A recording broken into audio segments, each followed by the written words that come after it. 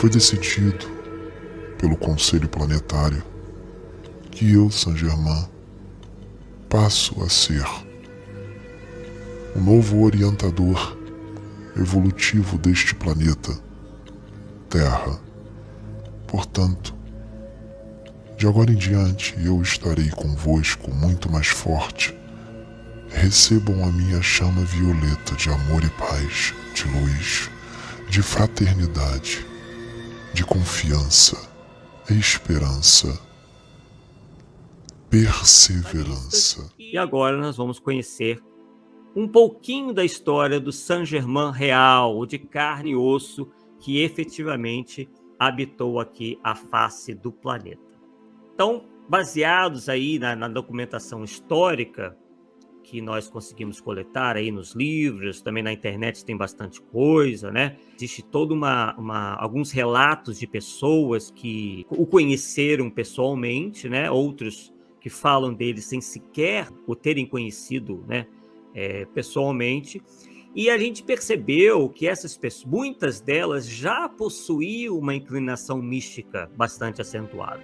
Então, isso faz com que, vendo o histórico dessas pessoas, o que elas falavam sobre Saint-Germain, parece que os relatos dela acabam carecendo de completa credibilidade. Mas temos algumas pessoas que, mais conhecidas nossas, né, pelo menos historicamente falando, como, por exemplo, o filósofo Rousseau e o político Horace Walpole, que dizem tê-lo conhecido. Então, o Conde de Saint-Germain, segundo o próprio Rousseau e esse político Walpole aí, teria chegado à corte francesa em 1743 e ninguém sabia muito bem do passado dessa figura. Na verdade, ele se fez passar por conde, que era um título, né, respeitado, né, um título monárquico, que fazia com que ele adentrasse aí mais facilmente aos lugares mais importantes. E aí muitos chegaram a duvidar, né, da autenticidade desse seu título nobiliárquico, mas ele se apresentava como um virtuoso do violino e também chegou a se apresentar como um mestre da alquimia e de outras ciências ocultas, que já era um modismo da época, né? O ocultismo era um grande modismo já no século XVIII, justamente para tentar confrontar também com o pensamento cristão. E o Saint-Germain, baseado nesses relatos, era um homem com uma grande lábia. Sabia contar mentiras como ninguém. Não sequer ficava enrubrecido, não ficava vermelho, olhava nos olhos de todo mundo. E aí, por conta disso, não demorou para que ele conquistasse a confiança de nada mais, nada menos do que o rei Luís XV. Então isso fez com que as portas se abrissem ainda mais, porque ele conseguiu conquistar a confiança do rei Luís XV. E ele passou, então, com todo esse trânsito que ele obteve, principalmente na França, ele adquiriu uma fama de conquistador, né, um verdadeiro Dom Juan, e também ele fez fama por ser capaz de realizar, produzir, né, melhor dizendo, falsificação de joias. Então a pessoa chegava lá, às vezes com uma joia que talvez, com alguma coisa que não tinha muito valor, uma semi-joia ou algo parecido, e ele dizia para a pessoa, se utilizando, né, ele se dizia aí conhecedor da alquimia, que ia transformar aquela pedra, aquele anel, aquele colar em algo contendo ouro.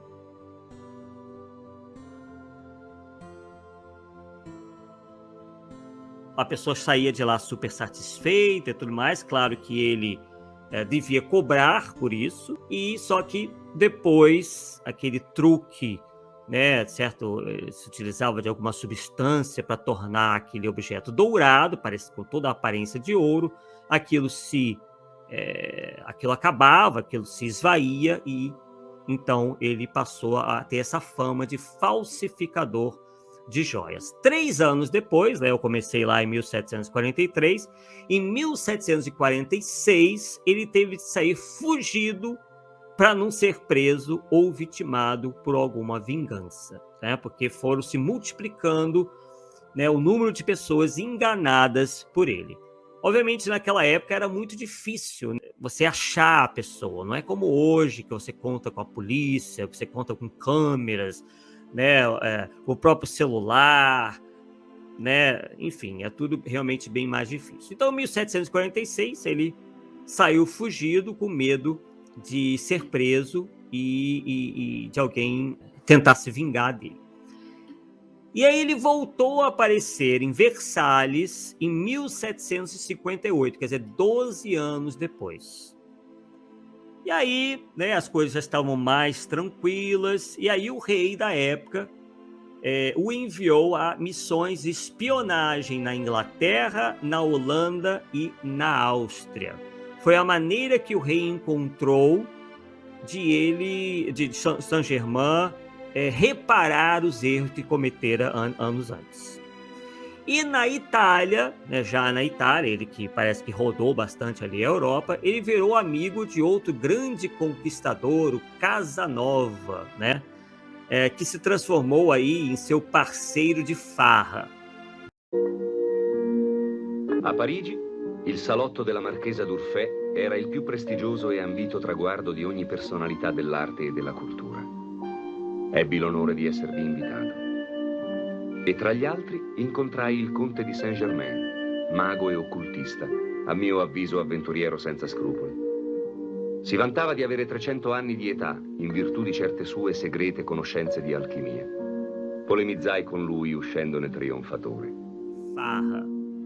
E, para toda bela mulher, ele revelava possuir o elixir da eterna juventude.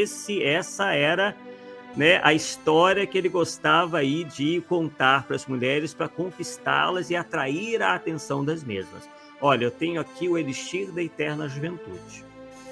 E aí o truque funcionava especialmente bem com jovens da corte e algumas criadas crédulas. Quem disse que ter muitas mulheres é sinônimo de involução espiritual? E aí ele acabou se envolvendo com a filha de um nobre. Esse nobre deu hospedagem a ele em determinado momento. E aí, nesses instantes, nesses tempos que ele esteve lá hospedado, ele se envolveu com a filha desse nobre, né, que era uma moça, né, uma virgem ainda. E, em função da confusão que isso acabou dando, ele teve que novamente sumir. Ele achou melhor sumir de novo no mundão aí, como se diz. E aí depois ele foi avistado diversas vezes da Europa, sempre com nomes diferentes. Ele foi chamado também, ele adotou o nome de Conde de Sarrogy, Conde Weldon e Marquês de Montferrat. E na época ele já estava meio que em decadência, né? Já não era um rapaz, já não era tão jovem, né? Mas mesmo assim ele teve tempo de ser tido como charlatão na corte do rei Frederico da Prússia, ao dizer que transformava chumbo em ouro. Segundo, não há muita documentação acerca da morte dele, mas supostamente o que se tem aí de mais certo é que ele morreu amargurado em 1784. E aí eu pergunto a vocês, queridos amigos, vocês acham que uma pessoa com esse currículo de vida teria condições de substituir Jesus na direção do planeta ou da humanidade terrestre?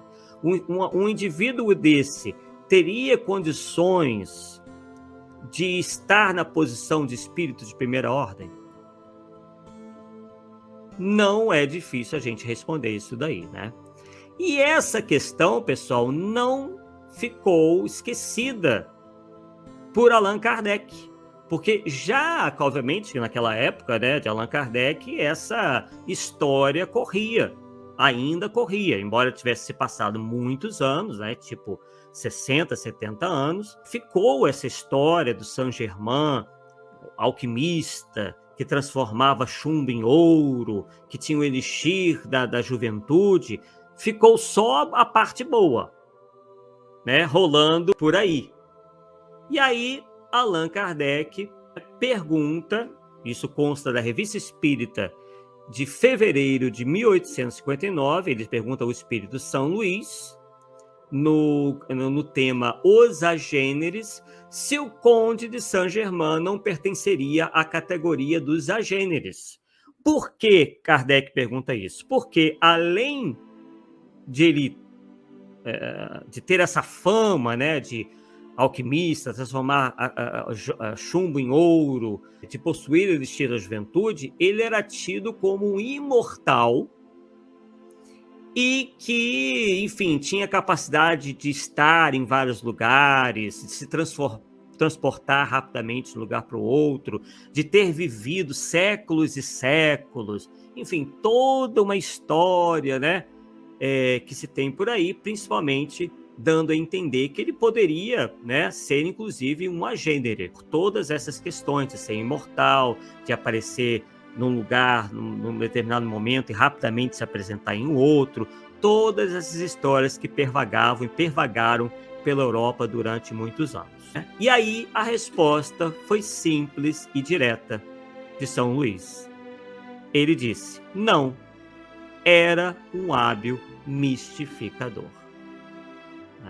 Então, pessoal, vejamos aí, nós vemos aí claramente como que as histórias, né, são contadas, onde se explora justamente a credulidade. Isso não é, obviamente, de agora, isso sempre existiu, né? A prevalência do pensamento mágico, a tendência das pessoas divinizarem ou idolatrarem figuras humanas e procurando torná-las semideuses, né, procurando torná-las assim, indivíduos com poderes sobrenaturais, poderes mágicos, né? Então vejam como que essa mentalidade conflita com a mentalidade que o Espiritismo nos vem propor, que justamente se afasta, procura nos afastar desse pensamento mágico, dessa idolatria a figuras humanas, dessa credulidade irrefletida. Então, por isso que volta e meia, e nós temos feito esse trabalho junto com outros confrades, é justamente de alertar ao movimento espírita que adora uma novidade, mas a verdade está pegando conceitos, está tentando importar conceitos que são antiquíssimos e que não têm razão de ser dentro de uma doutrina que propõe uma fé raciocinada. E aí nós vamos nos lembramos daquela que foi a primeira, ou se não uma das primeiras, a chamar a atenção do movimento espírita, no caso francês, à época de Kardec, em relação às influências, principalmente da teosofia no movimento espírita, que foi a Berthe Frappeau. Né? Ela que foi amiga do casal Kardec, né? Tanto da Amélie quanto do Hippolyte, né? do Allan Kardec, e que assim que Allan Kardec desencarnou, ela, né, se manteve ali próxima e atuante na Sociedade Parisiense Estudos Espíritas e verificou o estrago que Le Marie já vinha fazendo àquela sociedade espírita, na medida que ele abriu as portas para doutrinas místicas como essa. Inclusive, nós já falamos sobre isso algumas vezes, chega a se converter publicamente à teosofia, abrindo espaço na Revista Espírita a todas essas concepções, essas crenças fantasiosas que algumas delas nós vimos aqui. Obviamente não poderíamos tratar de todas, porque senão ficaria muito extensa, né, a nossa apresentação. Então, pessoal, o que nós sempre conclamamos a todos é que nós, nos centros espíritas que frequentemos, possamos ser atuantes, no sentido de, conhecendo essas tendências, conhecendo como isso não é muito interessante para o movimento espírita, fiquemos alertas em relação a essas tentativas de trazer para dentro do movimento espírita determinadas concepções, determinados princípios, determinadas ideias, que em nada vão contribuir para o espiritismo. As pessoas estão muito, infelizmente, algumas pessoas, né? Não queremos aqui também generalizar, mas, o Herculano Pires já nos falava sobre isso, que seriam os novidadeiros. Tanto os desencarnados quanto os encarnados. Sempre em busca de agregar alguma coisa ao espiritismo, tentando reformá-lo. E, né, como já demonstramos para vocês aí, nesse médium gaúcho, muito voltado para essas ideias, né, chegando a afirmar no seu livro A Nova Era, que o espiritismo estaria aí ultrapassado e necessitado de contribuições do espiritualismo genérico. Então, é o que nós realmente podemos aí levantar em relação à figura de Saint-Germain, né? E verificando que Kardec teve essa preocupação e os espíritos de esclarecer, né, afinal, saber quem era esse tão conhecido Conde de Saint-Germain, sendo que obteve a resposta muito clara e, mais importante, concordante completamente com as pesquisas que foram feitas acerca da vida de Saint-Germain. Então, o que nós concluímos que esse espírito efetivamente não teria condição nenhuma de ser alguma espécie de espírito guia da humanidade, muito menos estar na posição de poder substituir Jesus nessa missão, nessa tarefa em relação à humanidade a qual pertencemos.